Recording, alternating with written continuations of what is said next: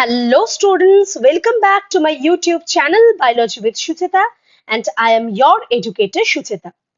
आज biology with शुचिता में आप लोगों के लिए ग्लाइकोलिसिस का पाथवे लाई गई है जो कि सेलुलर रेस्पिरेशन का एक पार्ट है।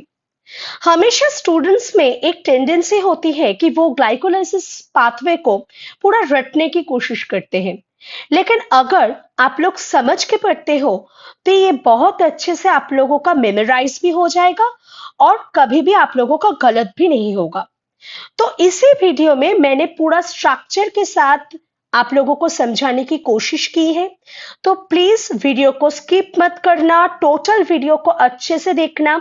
तो एक भी कंसेप्ट आप लोगों को बचेगा नहीं कि आप लोगों को समझ में नहीं आएगा। हर एक टॉपिक, हर एक स्टेप्स आप लोगों को अच्छे से समझ में आ जाएगा। तो चलिए देर ना करके जल्दी से स्टार्ट कर लेते हैं। और एक बात, अगर आप लोगों को मेरी ये वीडियो अच्छी लग गई हो तो प्लीज मेरे चैनल को सब्सक्राइब कर देना और वीडियो को एक लाइक करना मत भूलिएगा और अपने फ्रेंड्स के साथ भी इसको शेयर करिएगा। चलिए अभी जल्दी से स्टार्ट कर लेते हैं द सेलुलर रेस्पिरेशन ग्लाइकोलाइसिस।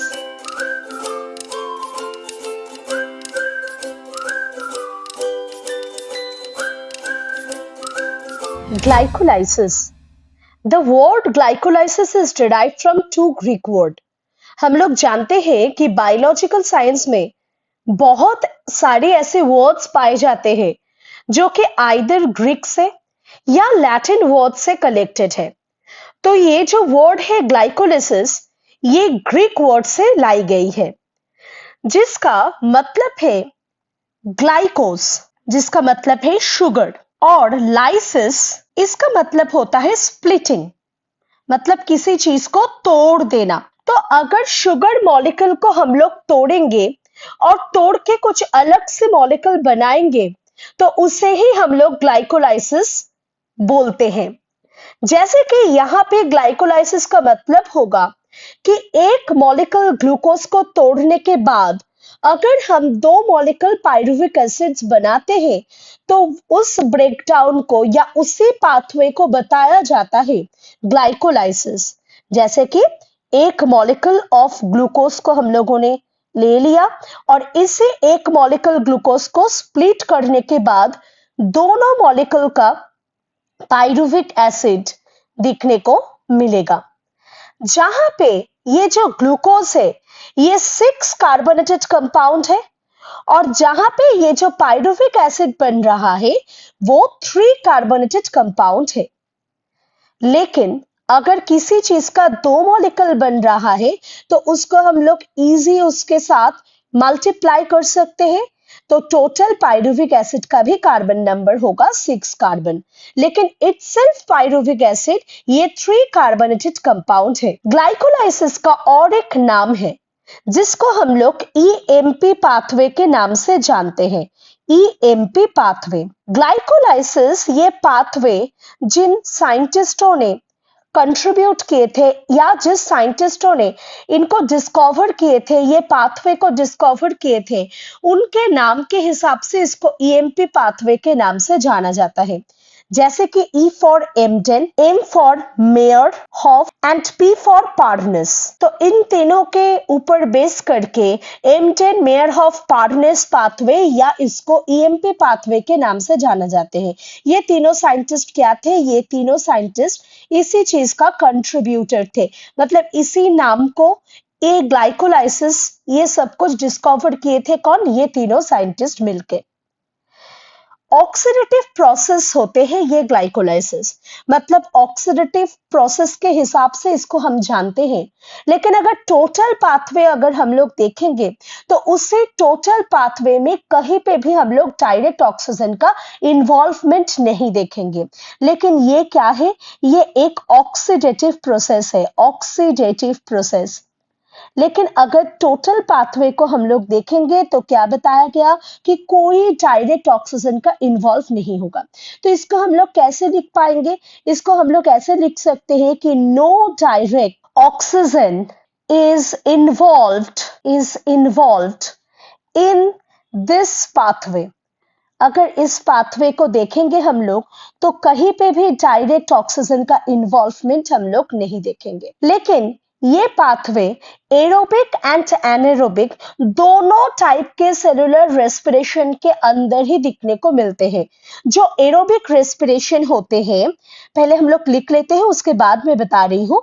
तो ये क्या होगा, it is common to both aerobic and anaerobic respiration. ये दोनों ही टाइप के रेस्पिरेटरी पाथवे में दिखने को मिलते हैं। ये जो एरोबिक पाथवे है, ये ऑक्सीजन के प्रेजेंस में होते हैं ये रेस्पिरेशन, और जो एनारोबिक पाथवे होते हैं वो ऑक्सीजन के एब्सेंस में रेस्पिरेशन परफॉर्म करते हैं। तो ऑक्सीजन का प्रेजेंस हो या एब्सेंस हो, दोनों के अंदर ही हम लोग ग्लाइकोलिसिस पाथवे को देख सकते हैं। इसीलिए इसको क्या बताया जाता है, यहाँ पे हम लोग इसको ऑक्सीडेटिव प्रोसेस के नाम से जानते हैं, लेकिन डायरेक्ट कोई भी ऑक्सीजन का इन्वॉल्वमेंट हम लोग नहीं देखेंगे। अभी देख लेते हैं इसका साइट ऑफ ऑकरेंस कौन सा है, मतलब कहाँ पे देखने को मिलता है ये ग्लाइकोलिसिस पाथवे को। तो देखिए, ये ग्लाइकोलाइसिस ऑकर्स इन, कहाँ दिखने को मिलता है, ऑकर्स इन द साइटोसोल। ये हर एक कॉम्पिटिटिव एग्जामिनेशंस में ऐसे टाइप के क्वेश्चंस आप लोगों को पूछी जाती है कि इसका साइट ऑफ ऑकरेंस बताओ। तो कभी भी अगर आप लोग गलती से लिख दोगे कि माइटोकॉन्ड्रिया, तो वो गलत हो जाएगा। ये एक ऐसा ही पाथवे है ग्लाइकोलिसिस, जो कि हम लोगों कहाँ पे देखने को मिलते हैं, जो भी हम लोगों को साइटोसोल के अंदर दिखने को मिलते हैं। तो cytosol of all living organisms, जितने भी लिविंग ऑर्गेनिजम्स होते हैं उन सारे ही में हम लोग क्या देखते हैं, हम लोग ग्लाइकोलिसिस का पाथवे को देखते हैं। अच्छा, ये टोटल ग्लाइकोलिसिस जो पाथवे रन होता है, इसमें हम लोग डिहाइड्रोजनेशन रिएक्शंस को दिखने को मिलेगा। कौन सा रिएक्शन, डिहाइड्रोजिनेशन रिएक्शन दिखने को मिलेगा। मतलब dehydrogenation reaction can be performed, मतलब ये होता है, ये टोटल जो रिएक्शन होते हैं उसमें हम लोगों को डिहाइड्रोजनेशन रिएक्शन दिखने को मिलते हैं। मतलब एक पाथवे में हम लोग देखेंगे कि NAD प्लस कन्वर्ट हो रहा है NADH प्लस H प्लस में, तो उसको हम लोग डिहाइड्रोजनेशन के नाम से जानते हैं, उसे पर्टिकुलर रिएक्शन को। अच्छा, ये टोटल ग्लाइकोलिसिस जो पाथवे रन होगा, वहां पे कहीं पे भी हम लोगों को कार्बन डाइऑक्साइड का एमिशन दिखने को नहीं मिलेगा। अगर कहीं पे भी कार्बन डाइऑक्साइड का एमिशन होता है तो उसे हम लोग डीकार्बोक्सिलेशन रिएक्शन मानते हैं। डीकार्बोक्सिलेशन का मतलब क्या है, एक कार्बन का रिमूव हो जाना। लेकिन ये जो टोटल स्टेप्स हम लोग देखेंगे, कहीं पे भी CO2 का एमिशन नहीं होगा। तो ऐसे हम लिख देते हैं, CO2 एमिशन क्या होगा, ये CO2 एमिशन नहीं होगा। तो इसको हम लोग ऐसे क्रॉस कर देते हैं कि नो CO2 एमिशन। तो इसको अच्छे से कैसे लिख सकते हैं कि no decarboxylation reaction is found. कहीं पे भी ये डीकार्बोक्सिलेशन रिएक्शन हम लोगों को दिखने को नहीं मिलेगा टोटल पाथवे में। अभी देख लेते हैं कि ये जो पाइरुविक एसिड बन रहा है, ग्लूकोज से पाइरुविक एसिड बन रहा है, ये क्या एक ही स्टेप में बन जाएगा या बहुत सारे स्टेप्स इसमें इन्वॉल्व होगा। तो याद कर लीजिए कि ग्लाइकोलाइसिस एक 10 स्टेप रिएक्शन है, मतलब 10 डिफरेंट टाइप का स्टेप्स हम लोगों को दिखने को मिलेगा। तो ऐसे हम लोग लिख सकते हैं कि इट इज 10 स्टेप रिएक्शन। ये क्या है, ये 10 स्टेप रिएक्शन के हिसाब से मानी जाती है, जहां पे जो फर्स्ट 5 स्टेप रिएक्शन होगा उसको हम लोग प्रिपरेटरी फेज के नाम से जानेंगे, जहां पे ATP का यूटिलाइजेशन होगा और एनर्जी को कंज्यूम किया जाएगा। तो देख लेते हैं, देखिए वेर, जहां पे ये 10 स्टेप रिएक्शन की द फर्स्ट, जो पहले 5 स्टेप्स होंगे, the first 5 steps reactions, first 5 steps reactions are known as, किसके नाम से जाना जाता है, उन सबको प्रिपरेटरी फेज के नाम से जाना जाता है। कौन सा नेम से? प्रिपरेटरी फेज के नाम से जाना जाता है। क्यों प्रिपरेटरी फेज के नाम से हम लोग जानते हैं? क्योंकि यहाँ पे एटीपी का यूटिलाइजेशन होते हैं, तो एटीपी का यूटिलाइज होना चाहिए। क्यों एटीपी का यूटिलाइज होना चाहिए? क्योंकि देखिए, हम लोग जितना भी ये रिएक्शंस पढ़ते हैं सब किस लिए पढ़ते हैं? ताकि एटीपी का गेन हो सके हम लोगों को। लेकिन मैंने तो इधर उल्टा बता दिया कि एटीपी का यूटिलाइज होना चाहिए। तो क्या होगा, देखिए, हमेशा अगर किसी चीज को हम लोगों को गेन करनी होगी तो पहले तो उसमें थोड़ा बहुत हम लोगों को इन्वेस्ट करना होगा। तो इसी फेज में हम लोग एटीपी को इन्वेस्ट कर रहे हैं। इसीलिए ये जो पहले 5 स्टेप्स होंगे, ये सारे 5 स्टेप्स को हम लोग क्या बताएंगे? हम लोग इसको एनर्जी कंज्यूमिंग फेज के नाम से जानेंगे। कौन से फेज के नाम से जानेंगे? इसको हम लोग एनर्जी का कंज्यूमिंग फेज के नाम से जानेंगे। ठीक है ना? अभी क्या देखेंगे? इसका लास्ट 5 फेज। तो देखिए, लास्ट 5 फेज में क्या होना चाहिए? एटीपी का गेन होना चाहिए। तो होगा, अगर एटीपी का गेन होगा तो उसी फेज को हम लोग एनर्जी प्रोड्यूसिंग फेज या पे ऑफ फेज के नाम से जानते हैं। तो इधर क्या लिख सकते हैं? इधर हम लोग लिख सकते हैं जो लास्ट 5 स्टेप्स होंगे, last 5 steps reactions are known as pay off phase. Pay off phase. क्यों इसको पे ऑफ फेज के नाम से जाना जाता है? क्योंकि ये लास्ट जो 5 स्टेप होंगे, ये सारे एटीपी को गेन करेंगे। हम लोग क्या करेंगे? इसको हम लोग गेन करेंगे, है ना? गेन करेंगे इस एटीपी को। तो ये गेन होगा, इसीलिए इसको क्या बताया जाता है? इसको एनर्जी प्रोड्यूसिंग फेज के नाम से जाना जाता है। तो एकदम से याद कर लीजिए, जो फर्स्ट 5 स्टेप्स होंगे उसी फर्स्ट 5 स्टेज को हम लोग प्रिपरेटरी फेज बोलेंगे। वहां पे एटीपी का यूटिलाइज होगा और वहां से एनर्जी का कंज्यूमिंग फेज के नाम से हम लोग जान पाएंगे। जो लास्ट के 5 स्टेज होंगे, लास्ट के जो 5 स्टेज होंगे, उसी लास्ट के 5 स्टेप्स को हम लोग क्या जानेंगे? उसी लास्ट के 5 स्टेज को हम लोग पे ऑफ फेज के नाम से जानेंगे, जहां पे एटीपी का गेन होगा and obviously energy producing phase के हिसाब से इन सबको हम लोग जानेंगे। अभी कहाँ एंटर करेंगे हम लोग? अभी हम लोग एंटर करेंगे इसके डायरेक्ट पाथवे में, है ना? कहाँ पे एंटर करेंगे हम लोग? इसका डायरेक्ट पाथवे, जैसे कि pathway of glycolysis. Pathway of glycolysis को स्टार्ट करने से पहले इस बॉक्स की तरफ थोड़ा ध्यान दीजिए। इधर क्या लिखी हुई है कि एक molecule of glucose 2 molecule of pyruvic acid को फॉर्म करेगा, जैसे कि मैंने पहले भी आप लोगों को बताई थी। कैसे होगा?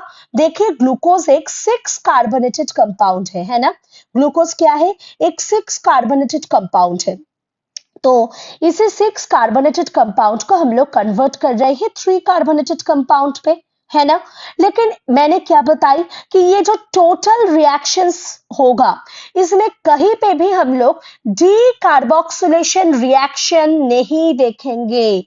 डी कार्बोक्सिलेशन रिएक्शन नहीं देखेंगे का मतलब क्या है? यहाँ पे कहीं से भी कार्बन का कोई भी लॉस नहीं होगा। No carbon loss. तो अगर कार्बन लॉस नहीं होगा तो इसी 6 कार्बन को कैसे हम लोग 3 कार्बन पे कन्वर्ट करेंगे? ये तो ठीक नहीं होगा। इसीलिए अगर हम लोग ऐसे कर लेते हैं कि एक मॉलिक्यूल ग्लूकोज को हम लोग रिएक्शन मीडियम पे डाल दिए हैं और वहां से गेन करेंगे 2 मॉलिक्यूल ऑफ पाइरुविक एसिड को, तो जाके ये कार्बन का नंबर इंटैक्ट एक ही रहेगा, कहीं पे भी कुछ भी चेंजेस नहीं होगा। तो इसीलिए इसको एकदम ध्यान पे रखते हुए हम लोग मेन पाथवे की तरफ स्विच कर रहे हैं। देखिए, पहले देख लेते हैं यहाँ पे क्या दिखा रहा है। यहाँ पे दिखा रहा है ग्लूकोज, जो कि क्या है? जो कि एक 6 कार्बोनेटेड कंपाउंड है। ग्लूकोज क्या है? ग्लूकोज एक 6 कार्बोनेटेड कंपाउंड है। ग्लूकोज का केमिकल फॉर्मूला क्या होगा? ग्लूकोज का अगर केमिकल फॉर्मूला हम लोग देखेंगे तो ये एक C6H12 एंड O6 होगा, इसका केमिकल फॉर्मूला। अगर इसका स्ट्रक्चर को हम लोग ध्यान से देखते हैं तो देखिए, ये है इसका हेक्सागोनल स्ट्रक्चर, जहां पे ये है कार्बन नंबर 1, ये है कार्बन नंबर 2, ये है कार्बन नंबर 3, ये है कार्बन नंबर 4, ये है carbon number 5 and this one is carbon number 6। तो पहले हम लोग क्या करेंगे, इसी ग्लूकोज को हम लोग कन्वर्ट करेंगे इसका 6 फॉस्फेट वाला फॉर्म पे। तो कैसे हम लोग फॉर्म करेंगे इसको, देखिए मैंने अभी बताया कि इसका 6 कार्बन कौन सा है, ये है इसका 6 कार्बन। तो इसी में हम लोग क्या ऐड कर देंगे, इसी में हम लोग एक फॉस्फेट ग्रुप को ऐड कर देंगे। कैसे ऐड करेंगे, यहाँ पे हम लोग हेक्सोकाइनेज एंजाइम को अप्लाई करेंगे, उसके साथ मैग्नीशियम आयन जो कि एक चिलेटिक कंपाउंड की तरह काम करेगा। तो हेक्सोकाइनेज और मैग्नीशियम आयन को अप्लाई किए हैं, और एक चीज हम लोगों ने यहाँ पे डाले हैं, कौन सी चीज, एटीपी को हम लोग यहाँ पे यूटिलाइज कर रहे हैं। क्यों यूटिलाइज कर रहे हैं, क्योंकि देखिए अगर एटीपी को हम लोग ब्रेक डाउन करेंगे तो वहां से एक एडीपी और उसके साथ एक पीआई बनेगा। ये जो पीआई है, ये फॉस्फेट को हम लोग कहाँ पे अप्लाई कर रहे हैं, हम लोग ये 6 पोजीशन की जो कार्बन है, इसी 6 पोजीशन के कार्बन के साथ ऐड कर रहे हैं, है ना, क्या कर रहे हैं, हम लोग इसके साथ ऐड कर रहे हैं। तो इसका स्ट्रक्चर अभी ऑल्टर होके क्या हो गया, अभी ऑल्टर होके इसका 6 पोजीशन पे एक फॉस्फेट ग्रुप आ गया। तो क्या होगा, ग्लूकोज कन्वर्ट हो गया ग्लूकोज 6 फॉस्फेट में। और ग्लूकोज था एक 6 कार्बोनेटेड कंपाउंड, ग्लूकोज 6 फॉस्फेट क्या है, वो भी एक 6 कार्बोनेटेड कंपाउंड ही है। और ग्लूकोज का हम लोगों ने एक मॉलिक्यूल ऑफ ग्लूकोज के साथ इसका रिएक्शन स्टार्ट किए थे। तो ग्लूकोज 6 फॉस्फेट का भी अमाउंट अभी तक क्या है, एक मॉलिक्यूल ही है। और ये जो फर्स्ट स्टेप रिएक्शन है, इसी फर्स्ट स्टेप रिएक्शन को हम लोग फॉस्फोराइलेशन रिएक्शन के नाम से जानते हैं। जहां पे भी ये काइनेस वाला एंजाइम आएगा, उसी रिएक्शन को हम क्या बताएंगे, उसी रिएक्शन को हम लोग फॉस्फोराइलेशन के नाम से जानेंगे। तो अभी क्या हो गया, ग्लूकोज कन्वर्ट कर गया ग्लूकोज 6 फॉस्फेट में। अभी आएंगे नेक्स्ट स्टेप ऑफ रिएक्शन पे, जहां पे ग्लूकोज 6 फॉस्फेट को हम लोग कन्वर्ट करेंगे फ्रुक्टोज 6 फॉस्फेट पे। देखिए अच्छे से, पहले तो आते हैं ये किस टाइप का रिएक्शन है, याद कीजिए ये एक टाइप का आइसोमराइजेशन रिएक्शन है। मतलब ग्लूकोज 6 फॉस्फेट और फ्रुक्टोज 6 फॉस्फेट एक दूसरे के आइसोमर्स है। तो पहला सवाल यहां से ये आते हैं कि ये आइसोमराइजेशन रिएक्शंस हम लोगों ने क्यों किए, और दूसरा आते हैं कैसे किए।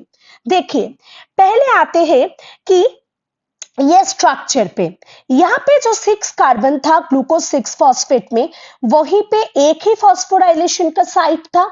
लेकिन अगर ग्लूकोज 6 फॉस्फेट को हम लोग फ्रुक्टोज 6 फॉस्फेट में कन्वर्ट कर देते हैं, तो ध्यान दीजिए ये होगा इसका फर्स्ट कार्बन, ये होगा सेकंड कार्बन, ये होगा थर्ड कार्बन, ये होगा फोर्थ कार्बन, ये होगा fifth carbon, and this one is the 6th carbon. मतलब यहाँ पे एक ही साइट ऐसा था जहां पे हम लोग फॉस्फेट ग्रुप को ऐड कर सकते थे, कहा, ग्लूकोज 6 फॉस्फेट में।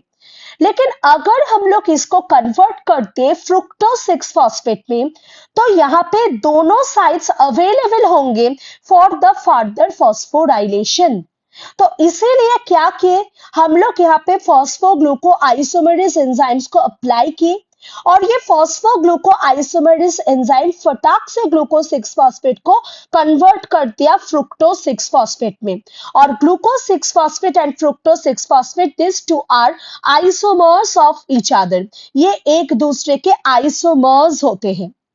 अभी क्या देखेंगे, अभी फ्रुक्टोज 6 फॉस्फेट का कितना मॉलिक्यूल प्रेजेंट है, अभी भी यहाँ पे 6 कार्बन ही प्रेजेंट है, और यहाँ पे भी अभी तक हम लोगों ने 1 मॉलिक्यूल के साथ ही चल रहे हैं। अभी क्या होगा, देखिए हम लोगों ने ग्लूकोज 6 फॉस्फेट को फ्रुक्टोज में कन्वर्ट इसीलिए किए हैं ताकि यहाँ पे एक फॉस्फेट ग्रुप को हम लोग ऐड कर सके। तो इसका जो नेक्स्ट स्टेप होगा, मतलब जो थर्ड वाला स्टेप होगा, वहां पे और एक फॉस्फेट ग्रुप को हम लोग फर्स्ट पोजीशन पे ऐड कर देंगे। मतलब फ्रुक्टोज 6 फॉस्फेट अभी कन्वर्ट होगा फ्रुक्टोज 1,6 बिस फॉस्फेट पे। कैसे कन्वर्ट हो जाएगी ये स्टेप, क्योंकि यहाँ पे हम लोग फॉस्फोफ्रुक्टोकाइनेज एंजाइम्स को अप्लाई करेंगे, उसके साथ फिर से मैग्नीशियम आयन को अप्लाई किए हैं। लेकिन यहाँ पे देखिए फॉस्फेट ग्रुप को फिर से ऐड करना चाह रहे हैं हम लोग, कैसे कर सकते हैं, और एक मॉलिक्यूल एटीपी को हम लोग यहाँ पे ब्रेक डाउन करेंगे ताकि एक एडीपी और पीआई पे ये टूट जाए और इसी पीआई को हम लोग काम पे लगाएंगे कहाँ, इसी फ्रुक्टोज 1,6 बिसफॉस्फेट फॉर्मेशन पे। तो यहाँ पे फॉस्फोफ्रुक्टोकाइनेज एंजाइम के साथ साथ हम लोगों को एटीपी को भी अप्लाई करना होगा ताकि ये एटीपी कन्वर्ट हो जाए एडीपी में और यहाँ पे जो एक फॉस्फेट आएगा उसी फॉस्फेट को हम लोग फर्स्ट पोजीशन पे ऐड कर देंगे ताकि जाके ये फ्रुक्टोज 1,6 बिसफॉस्फेट में कन्वर्ट हो जाए। तो अभी हम लोग कहाँ आ गए हैं, जहां पे हम लोगों का फ्रुक्टोज 1,6 बिसफॉस्फेट का फॉर्मेशन हो गया। तो ये फ्रुक्टोज 6 फॉस्फेट भी क्या है, ये भी एक 6 कार्बोनेटेड कंपाउंड है। ये अभी भी एक 6 कार्बोनेटेड कंपाउंड है और इस यहाँ पे भी हम लोग 1 मॉलिक्यूल को ही अप्लाई करके रखे हैं। अभी हम लोग एक ऐसा रिएक्शन देखने वाले हैं जहां पे हम लोगों का एल्डोलेज एंजाइम को हम लोग इन्वॉल्व करेंगे। तो अगर यहाँ पे एल्डोलेज एंजाइम को हम लोग अप्लाई करेंगे फ्रुक्टोज 1,6 बिसफॉस्फेट के ऊपर तो क्या होगा, ये जो 6 कार्बोनेटेड कंपाउंड है ये बिल्कुल बीचों बीच से हाफ हो जाएगा। तो एक बनाएगा 3 कार्बोनेटेड कंपाउंड, दूसरा भी बनाएगा 3 कार्बोनेटेड कंपाउंड। मतलब एक 6 कार्बन को हम लोग तोड़ रहे हैं और दोनों 3 कार्बोनेटेड कंपाउंड को हम लोग यहाँ पे फॉर्म कर रहे हैं। कैसे कि पहले फ्रुक्टोज 1,6 बिसफॉस्फेट बन जाए, उसके ऊपर एल्डोलेज एंजाइम को अप्लाई करते हैं। एल्डोलेज क्या करेगा, इस फ्रुक्टोज 1,6 बिसफॉस्फेट को बिल्कुल बीचों बीच से हाफ कर देगा। तो क्या क्या प्रोडक्ट बनेगा, दोनों टाइप का प्रोडक्ट यहां से फॉर्म होके आएगी। एक होगा डाईहाइड्रोक्सी एसीटोन फॉस्फेट, देखिए अच्छे से, एक होगा डाईहाइड्रोक्सी एसीटोन फॉस्फेट और दूसरे होंगे ग्लिसरॉल्डिहाइड 3 फॉस्फेट। देखिए फ्रुक्टोज 1,6 बिसफॉस्फेट तक लास्ट ऐसा कंपाउंड ग्लाइकोलाइसिस में हम लोगों ने लाए हैं जो कि 6 कार्बोनेटेड कंपाउंड है और फ्रुक्टोज 1,6 बिसफॉस्फेट तक हम लोगों ने 1 मॉलिक्यूल हर एक का यूज कर चुके हैं। तो लेकिन अगर नेक्स्ट स्टेप पे हम लोग जाए डाईहाइड्रोक्सिन एसीटोन फॉस्फेट या ग्लिसरॉल्डिहाइड 3 फॉस्फेट, ये दोनों 3 कार्बोनेटेड कंपाउंड बन चुके हैं। Dihydroxy acetone phosphate and glyceraldehyde 3 phosphate ये दोनों 3 कार्बोनेटेड कंपाउंड के नाम से हम लोग जानते हैं। अभी क्या होगा, अभी dihydroxy acetone phosphate and glyceraldehyde 3 phosphate ये दोनों एक दूसरे के आइसोमर्स है। ये दोनों एक दूसरे के क्या है, ये दोनों एक दूसरे के आइसोमर्स है। अगर हम लोग यहाँ पे ट्रायोस फॉस्फेट आइसोमरेज एंजाइम्स को अप्लाई करेंगे तो डाईहाइड्रोक्सी एसीटोन फॉस्फेट फटाक से ग्लिसरॉल्डिहाइड 3 फॉस्फेट पे कन्वर्ट हो जाएगा। या अगर ग्लिसरॉल्डिहाइड 3 फॉस्फेट के ऊपर हम लोग ट्रायल्स फॉस्फेट आइसोमरेज को अप्लाई करेंगे तो ग्लिसरॉल्डिहाइड 3 फॉस्फेट भी फटाक से डाईहाइड्रोक्सी एसीटोन फॉस्फेट पे कन्वर्ट हो जाएगी। इसीलिए मैक्सिमम बुक्स में अगर आप लोग ग्लाइकोलाइसिस का पाथवे को देखते हो तो आप लोग देखते हो कि डाईहाइड्रोक्सी एसीटोन फॉस्फेट के नीचे से एक पाथवे रन हो रहा है और ग्लिसरॉल्डिहाइड 3 फॉस्फेट के नीचे से एक पाथवे रन हो रही है। लेकिन मैंने यहाँ पे सिर्फ एक ही नीचे से पाथवे लाई हूं, वो है ग्लिसरॉल्डिहाइड 3 फॉस्फेट के नीचे से मैंने पाथवे को रन किए हैं। ये क्यों, ये एक चीज अच्छे से समझिए कि मैंने अभी बताई कि एक को अगर मैं ट्रायोस फॉस्फेट आइसोमरेज अप्लाई करूंगी तो वो दूसरे मॉलिक्यूल में फटाक से कन्वर्ट हो जाएगा, मैंने ये यूज किया था टर्म। तो अभी हम लोग ये एज्यूम कर लेते हैं कि triose phosphate isomerase dihydroxy acetone phosphate को अभी किस में कन्वर्ट कर चुका है, अभी ये ग्लिसरॉल्डिहाइड 3 फॉस्फेट में कन्वर्ट कर चुकी है। अभी मेरे पास जो ग्लिसरॉल्डिहाइड 3 फॉस्फेट है वो पहले कितने कार्बन का था, वो पहले था 3 कार्बन का, क्योंकि वो बना कैसे था, 3 कार्बोनेटेड कंपाउंड से वो बनी थी। तो अभी मैं क्या अप्लाई कर रही हूं, इसको मैं लिख रही हूं, ये 2 मॉलिक्यूल्स आई है। क्यों 2 मॉलिक्यूल्स आई है, क्योंकि एक मॉलिक्यूल डाईहाइड्रोक्सी एसीटोन फॉस्फेट का इधर ऑलरेडी कन्वर्ट हो चुका है, किसमें, ग्लिसरॉल्डिहाइड 3 फॉस्फेट में। तो अभी ये क्या 3 कार्बन का रहेगा, नहीं, ये 3 कार्बन का नहीं रहेगा। इसके साथ हम लोग 2 को इंटू कर देते हैं तो ये क्या हो जाएगा, ये टोटल 6 कार्बन हो गया।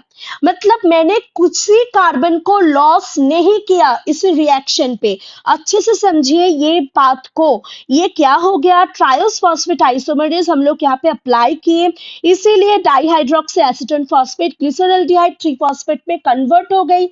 तो अभी फिलहाल ग्लिसरॉल्डिहाइड 3 फॉस्फेट था 3 कार्बन का, लेकिन उसके साथ 2 मॉलिक्यूल्स हम लोगों ने इसके ऊपर ऐड कर दिया, तो टोटल कितना कार्बन हो गया, 6 कार्बन हो गया। तो यहाँ पे जो रिएक्शन मीडियम हो गई, मैंने 2 मॉलिक्यूल्स को लेके काम कर रही हूँ। यहाँ पे मैं कितने मॉलिक्यूल्स को लेके काम कर रही हूँ, 2 मॉलिक्यूल्स को लेके काम कर रही हूँ। इतना तक 1 मॉलिक्यूल्स था, अभी जाके फिलहाल ये क्या हो गया, ये 2 मॉलिक्यूल हो गया। अभी क्या होगा, ये ग्लिसरॉल्डिहाइड 3 फॉस्फेट डिहाइड्रोजिनेशन रिएक्शन को परफॉर्म करेगा। याद कीजिए पहले स्लाइड के बात को, मैंने बताई थी कि ग्लाइकोलाइसिस प्रोसेस में एक डिहाइड्रोजिनेशन रिएक्शंस परफॉर्म होते हैं। तो यहाँ पे कैसे परफॉर्म होगा कि ग्लिसरॉल्डिहाइड फॉस्फेट डिहाइड्रोजिनेस एंजाइम्स को हम लोग अप्लाई करेंगे, तो जाके ये NAD+ को कन्वर्ट कर देगा NADH प्लस H+ में, है ना, किसमें कन्वर्ट कर देगा, NADH प्लस H+ में कन्वर्ट कर देगा। लेकिन ये जो NAD प्लस H+ है, ये भी सारे 2 ही मॉलिक्यूल पे बनेगा। ये भी सारे कितने मॉलिक्यूल से बनेंगे, ये भी सारे 2-2 करके प्रोडक्ट इसका बनेगा, क्योंकि मैंने अभी रिएक्शन मीडियम पे 2 मॉलिक्यूल्स लेके ही अपना काम को आगे बढ़ा रही हूँ। तो अभी जाके क्या बना, ग्लिसरॉल्डिहाइड 3 फॉस्फेट क्या बनाया, 1,3-bis फॉस्फोग्लिसरेट। थोड़ा डायग्राम से देखिए, स्ट्रक्चर से देखिए, ये 3 कार्बोनेटेड कंपाउंड है, इसका फर्स्ट पोजीशन पे एक फॉस्फेट है, इसका थर्ड पोजीशन पे एक फॉस्फेट है, इसीलिए इसी मॉलिक्यूल का नाम हो गया 1,3-bis फॉस्फोग्लिसरेट। तो 1,3-bis फॉस्फोग्लिसरेट जो बनी है, वो भी कितना मॉलिक्यूल का बनी है, वो भी 2 मॉलिक्यूल का बनी है। ये खुद कितना का था, ये खुद 3 कार्बन का था, लेकिन इसके साथ और भी 2 को मैं ऐड कर रही हूँ, तो ये कितना बनेगा, 6 कार्बोनेटेड कंपाउंड बनेगा, है ना। अभी क्या होगा, अभी 1,3-bis फॉस्फोग्लिसरेट से मुझे एक फॉस्फेट को रिमूव करनी है। देखिए ये चीज को अच्छे से समझिए। पहले मैंने जो चीज आप लोगों को समझाई कि ATP का ब्रेकडाउन हो रहा है ADP प्लस PI में हो रहा था ना, तो ये एक PI को काम पे लगा था यहाँ पे, और दूसरा PI काम पे लगा था यहाँ पे, ये जगह पे। मतलब एक ग्लूकोज 6 फॉस्फेट पे जाके काम पे लगा था, और दूसरा फ्रुक्टोज 1,6-bis फॉस्फेट पे जाके काम पे लग गया था। अभी क्या होगा, जो मैं इन्वेस्ट कर चुकी हूँ उसको मैं रिगेन करूंगी, उसको मैं फिर से क्या करूंगी, बाहर निकालूंगी। तो कैसे निकाल सकती हूँ, तो अभी मैं इस ADP को ले रही हूँ, ADP के साथ यहाँ से एक फॉस्फेट ग्रुप को मैं बाहर निकाल रही हूँ, तो ये दोनों मिलकर क्या बनाएंगे, ये दोनों मिलकर ATP को फॉर्म करेगा। तो ये ATP ही यहाँ से निकलेगा, है ना, ये ATP ही यहाँ से निकल रहा है। तो अच्छे से समझिए कि यहाँ पे दोनों फॉस्फेट ग्रुप्स थे, मैंने अप्लाई किया फॉस्फोग्लिसरेडोकाइनेज एंजाइम को, जो क्या किया, जो इस ADP के साथ इस PI को निकाल दिया, जहां से एक ATP का फॉर्मेशन हो गया, और यहाँ पे बन गया 3 फॉस्फोग्लिसरेट। देखिए थर्ड पोजीशन पे इसका फॉस्फेट है, इसीलिए इसको बताया जा रहा है 3 फॉस्फोग्लिसरेट, है ना। और यहाँ पे और एक चीज लिखी हुई है, that is substrate level phosphorylation या फर्स्ट सबस्ट्रेट लेवल फॉस्फोराइलेशन। याद रखना कि सेलुलर रेस्पिरेशन पे ATP का प्रोडक्शन होता है ऑक्सीडेटिव फॉस्फोराइलेशन के हेल्प से। किसके हेल्प से, ऑक्सीडेटिव फॉस्फोराइलेशन के हेल्प से। ये ऑक्सीडेटिव फॉस्फोराइलेशन कहाँ पे होते हैं, माइटोकॉन्ड्रिया के अंदर होते हैं। लेकिन अगर कभी भी ये पाथवे चलते चलते कहीं से भी अगर ATP का प्रोडक्शन होगा, वो भी साइटोसॉल के अंदर या मेरा कोई भी रिएक्शन मीडियम के अंदर, है ना, कहाँ पे, रिएक्शन मीडियम के अंदर, तो उसे हम लोग बताते हैं सबस्ट्रेट लेवल फॉस्फोराइलेशन। तो इधर देखिए ये रिएक्शन चलते चलते क्या बन गया, यहाँ पे डायरेक्ट एटीपी बन गया, तो इसीलिए इसको बोलते हैं सबस्ट्रेट लेवल फॉस्फोराइलेशन। और ये पहले हुआ है, फर्स्ट ऐसा हुआ है, तो इसीलिए इसको क्या बताया जाता है, इसको फर्स्ट सबस्ट्रेट लेवल फॉस्फोराइलेशन इसके नाम से बताया जाता है। लेकिन याद रखना यहाँ पे भी एडीपी का कितना मॉलिक्यूल है, 2 है, और एटीपी भी कितना बनी है, एटीपी भी 2 मॉलिक्यूल है, बन चुकी है। तो जो भी मैंने 3 फॉस्फोग्लिसराइड अभी बनी है वो कितने बने हैं, वो भी 2 मॉलिक्यूल से बनी है। कैसे, जैसे कि यहाँ पे भी 3 कार्बन थे, यहाँ से उसके साथ दोनों को मैंने इंटू कर ली और यहाँ पे क्या होगा, 6 कार्बन बन चुका है। तो यही अभी तक का सिनारियो हो चुकी है। अभी क्या होगा देखिए, अभी 3 फॉस्फोग्लिसरेट को हम लोगों ने 2 फॉस्फोग्लिसरेट पे कन्वर्ट करेंगे। कैसे करेंगे, फॉस्फोग्लूकोम्यूटेज एंजाइम के अप्लाई करके। तो अभी आप लोगों को लग रहा होगा कि मैम आपने बताया कि 3 फॉस्फोग्लिसरेट चेंज हो रहा है 2 फॉस्फोग्लिसरेट पे, लेकिन यहाँ पे कोई भी सबस्ट्रेट क्यों नहीं लिया, कोई भी प्रोडक्ट क्यों नहीं निकला, यहाँ पे तो एक फॉस्फेट और भी निकलना चाहिए था as a form of ATP. लेकिन नहीं, ऐसा नहीं होता। आप लोग इस स्ट्रक्चर के ऊपर थोड़ा फोकस कीजिए। अगर 3 फॉस्फोग्लिसरेट होगा तो थर्ड पोजीशन पे यहाँ पे फॉस्फेट ग्रुप अटैच रही थी, लेकिन जब भी ये 2 फॉस्फोग्लिसरेट पे कन्वर्ट हुई तो ये फॉस्फेट अपना पोजीशन चेंज कर ली, कहाँ, सेकेंड कार्बन के ऊपर। मतलब यहाँ पे सिर्फ फॉस्फेट का पोजीशन चेंज हो रही है, कोई भी फॉस्फेट का एमिशन नहीं हो रहा है।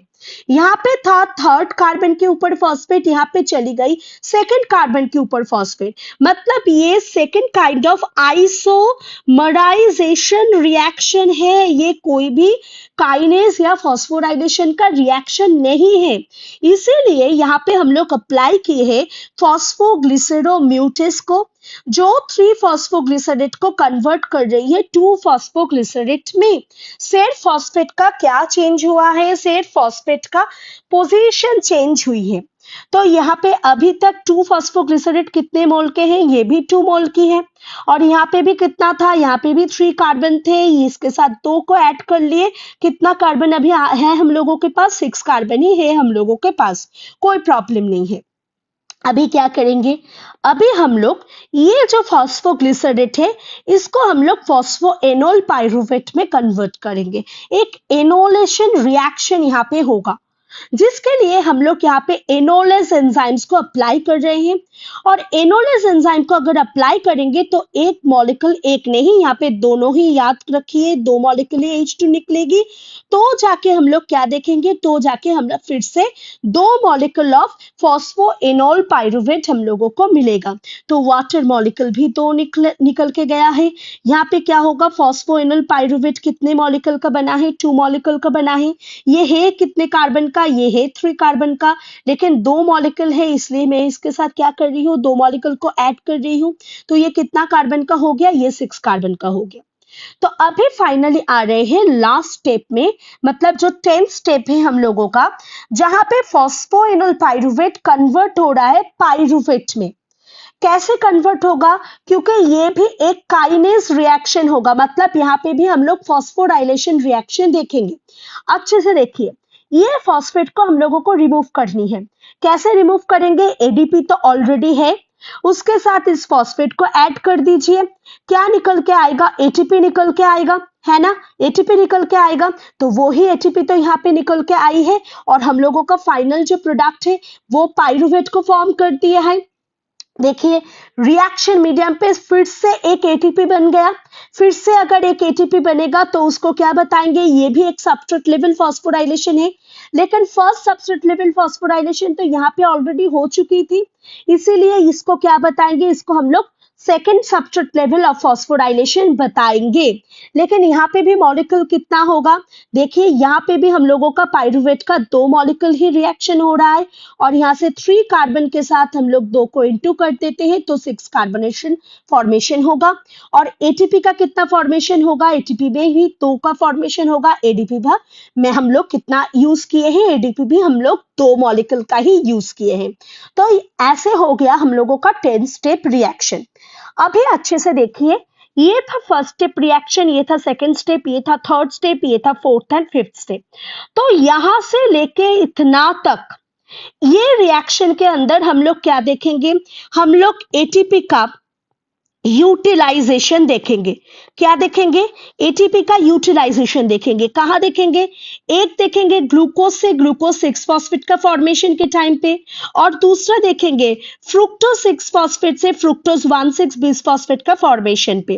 तो यहाँ पे अगर एटीपी का यूटिलाइजेशन होगा तो इसी फेज को हम लोग क्या बताएंगे, इसी फेज को हम लोग प्रिपरेटरी फेज के नाम से जानेंगे। प्रिपरेटरी फेज जहां पे एटीपी का यूटिलाइजेशन हो रहा है ना। ये फर्स्ट 5 स्टेप ऐसे ही कर रहा है काम। अभी देखते हैं नेक्स्ट 5 स्टेप, मतलब ये 6th, ये 7th, 8th, 9th and 10th step, मतलब यहां से लेके इतना तक जितना भी स्टेप्स है, यहाँ पे हम लोग क्या देख रहे हैं, यहाँ पे हम लोग देख रहे हैं कि एटीपी का प्रोडक्शन हो रहा है। क्या हो रहा है, एटीपी प्रोड्यूस कर रही है, हम लोग प्रोड्यूस कर रहे हैं। कहाँ कहाँ पे प्रोड्यूस कर रहे हैं, एक देखिए 1,3 बिस फॉस्फोग्लिसराइड से 3 फॉस्फोग्लिसराइड बन रही है और दूसरे फॉस्फोइनोल पाइरूवेट से पाइरूवेट बन रही है। तो यहाँ पे एटीपी का प्रोडक्शन होगा, तो इसीलिए इसी स्टेप को हम लोग पे ऑफ स्टेज के नाम से जानते हैं। क्या, पे ऑफ फेज या स्टेज के नाम से जानते हैं, जहां से हम लोग क्या देखेंगे, एटीपी का गेनिंग होगा, ये देखेंगे। ये तो गया पाथवे। जैसे कि आप लोगों को एग्जामिनेशन के पॉइंट ऑफ व्यू से ये इंपॉर्टेंट है। और एक चीज आप लोगों को एग्जामिनेशन पॉइंट ऑफ व्यू से बहुत इंपॉर्टेंट है, जो कि एनर्जेटिक्स है, energetics of glycolysis and Krebs cycle. तो ये मैं क्रेब्स साइकिल पढ़ाने के बाद या ऑक्सीडेटिव फॉस्फोराइलेशन पढ़ाने के बाद पूरा डिटेल से मैं समझाऊंगी। लेकिन अगर कोई आप लोगों से पूछे कि सिर्फ और सिर्फ ग्लाइकोलाइसिस से कितना एटीपी आप लोगों को फॉर्मेशन होगा, तो आप लोग क्या करोगे, इसको और इसको, इन दोनों को ऐड करके टोटल बताओगे कि मैम यहाँ से तो 4 एटीपी का फॉर्मेशन हो रहा है। लेकिन याद रखना, आप लोगों ने तो यहाँ पे भी एटीपी का यूज किए थे ना। कितना एटीपी का आप लोगों ने यूज किए थे, आप लोगों ने 2 एटीपी का यूज किए थे। तो इन दोनों को माइनस कर दीजिए, कितना एटीपी आते हैं, 2 एटीपी। तो याद रखना, ये दोनों एटीपी आप लोगों का नेट गेन है इसी ग्लाइकोलिसिस प्रोसेस से। लेकिन इसका और एक डिटेल्स वर्जन होते हैं इसी एनर्जेटिक्स का, जो कि मैं बाद में लेके आऊंगी आप लोगों के लिए। होप कि इतना तक आप सभी लोगों को वीडियो समझ में आ गया होगा। आप लोगों ने पूरा कंसेप्ट ग्लाइकोलाइसिस का बहुत अच्छे से गेन किए होंगे। अगर आप लोगों को मेरी ये वीडियो अच्छी लगी है तो प्लीज चैनल को सब्सक्राइब कर देना और वीडियो पे जरूर एक लाइक कर देना और अपने फ्रेंड्स लोगों के साथ भी इसको शेयर करना। आप लोगों के एक लाइक हम लोगों के लिए बहुत मोटिवेशंस लाते हैं। और कैसा लगा आप लोगों को ये वीडियो, कमेंट सेक्शन में बताना मत भूलिएगा। Thank you.